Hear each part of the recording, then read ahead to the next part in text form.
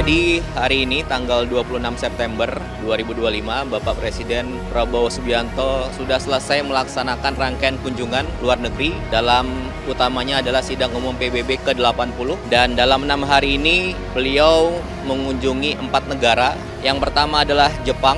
Jadi dalam transit sebentar di sana beliau mengunjungi Pavilion Indonesia di Expo Osaka 2025. Dalam event 5 tahunan itu, event budaya tersebut, menurut Menteri Bappenas telah terjadi komitmen investasi sebesar 23,8 miliar USD atau kira-kira sekitar 380 triliun rupiah.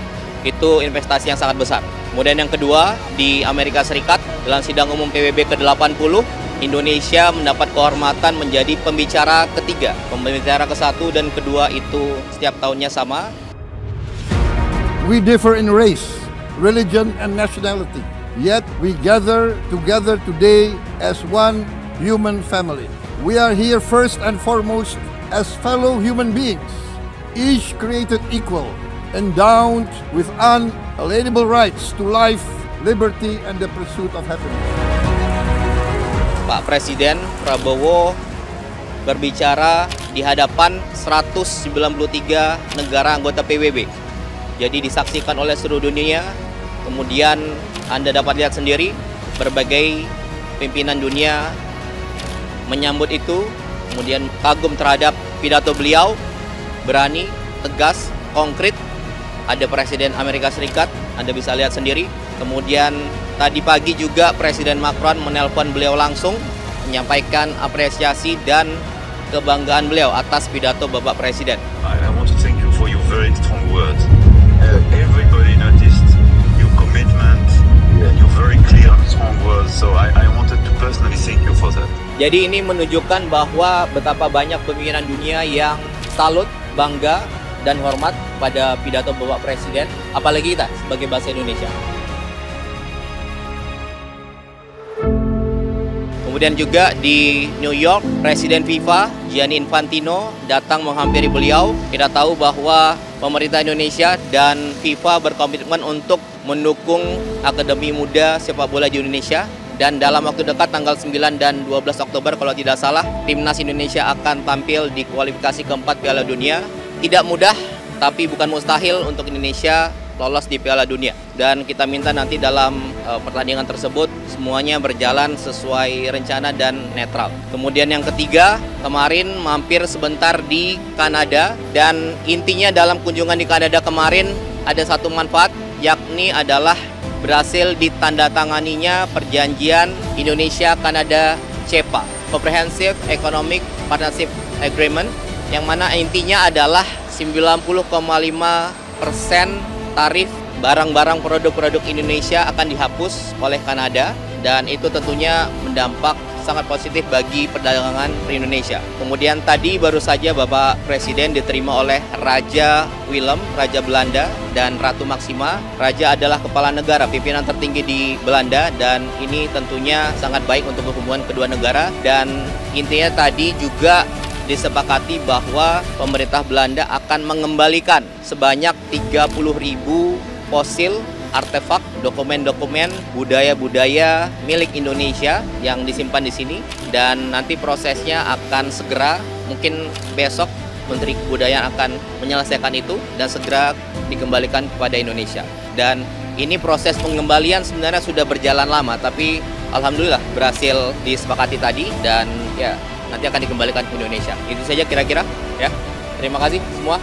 Sampai ketemu di Jakarta ya.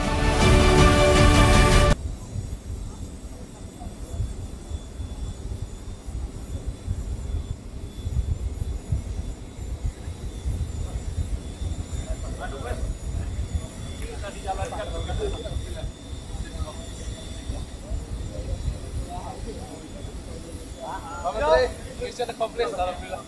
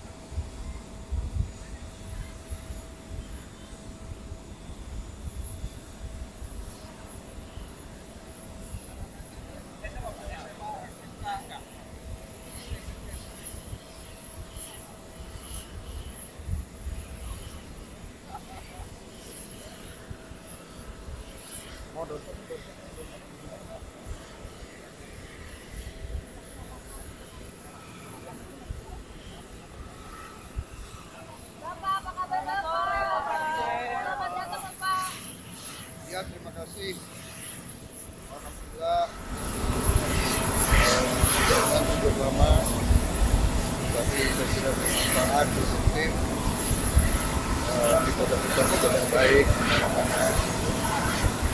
dan alhamdulillah pertemuan PBB sangat positif. Saya kira juga betul-betul mencerminkan dalam satu proses PBB dari terima dan positif dari PBB. Saya aduh harapan mungkin kali ini bisa mencapai terobosan khususnya di persoalan Palestina Gaza. Mudah-mudahan ada terobosan dalam beberapa hari ini. Ya, kita berdoa.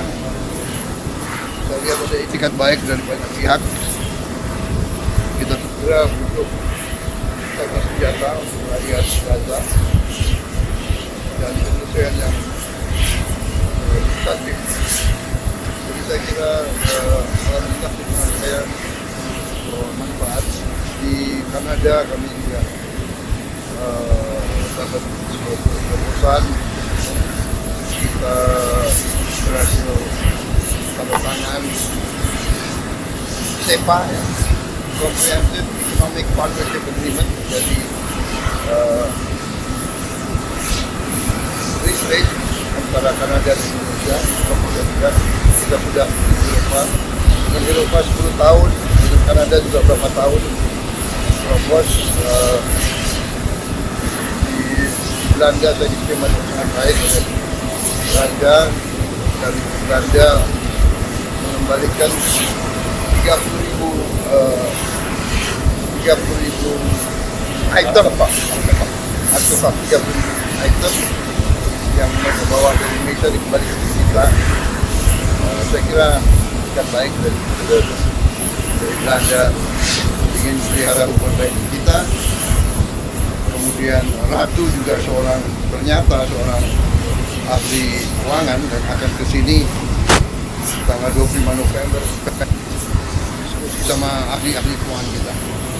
Bagaimana untuk membantu keuangan rakyat yang belum mahir, belum pandai soal keuangan akan dibantu oleh PBB dan sebagainya. Ya, saya kira itu dulu. Pak, ada banyak kepala negara yang menelpon langsung Bapak Presiden mengenai pidato Bapak ini, siapa aja Pak mungkin bisa disampaikan? Ya, beberapa kepala negara nelpon saya, ada yang datang juga ke saya. Ya, mereka terkesan oleh sikap Indonesia yang benar-benar ingin mencari titik tengah. Kita ingin mencari penyelesaian yang substantif. Saya kira itu. Pak Prabowo, Oke, terima kasih ya. makan bergizi gratis, Pak Prabowo ada instruksi khusus nggak Pak untuk BGN Pak? Kalau makan bergizi gratis ada instruksi khusus nggak Pak? Ya, jadi begini, saya baru dari luar negeri 7 hari, saya monitor ada perkembangan itu. Habis ini saya langsung akan panggil kepala BGN dengan beberapa pejabat. Kita akan diskusikan. Ya. Ini masalah besar, jadi pasti ada kekurangan dalam awal. Ya. Tapi saya juga yakin bahwa kita akan selesaikan dengan baik. Ya. Kita harus waspada, jangan sampai ini dipolitisasi. Tujuan makan bergizi adalah untuk anak-anak kita yang sering sulit makan. Mungkin kita ini makan lumayan, mereka tuh makannya hanya nasi pakai garam. Ini yang harus kita atasi. Ya. Untuk memberi makan sekian juta pasti ada hambatan, rintangan, ini kita atasi. Ya, ya. Terima kasih Pak Israel ikut pidato Bapak, kenapa dipantau langsung? Terima kasih ya. Pak Presiden.